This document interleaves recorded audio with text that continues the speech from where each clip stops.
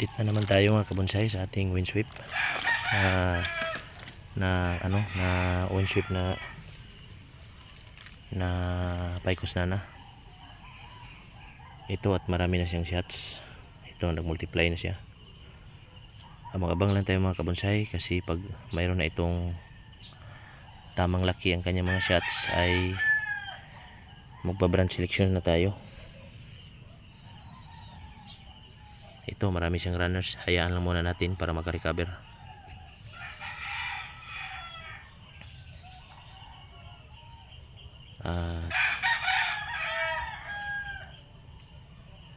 Siguro mga kabonsay ay ang dapat gawin nito ay trim na lang muna. Trim lang muna hanggang sa matapos to, kasi nasa tamang laki na ng kanyang, sa tingin ko ang kanyang mga puno ay tama ng kanyang laki. So ang gagawin dito is bubuuhin na lang natin to.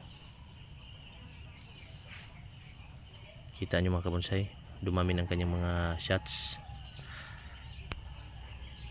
at yung kanyang mga ugat nakikita niya,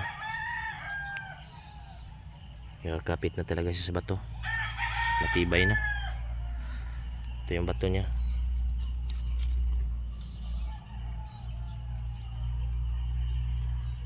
Okay mga kabonsay, maraming salamat sa panonood. Sana may natutunan kayo dito sa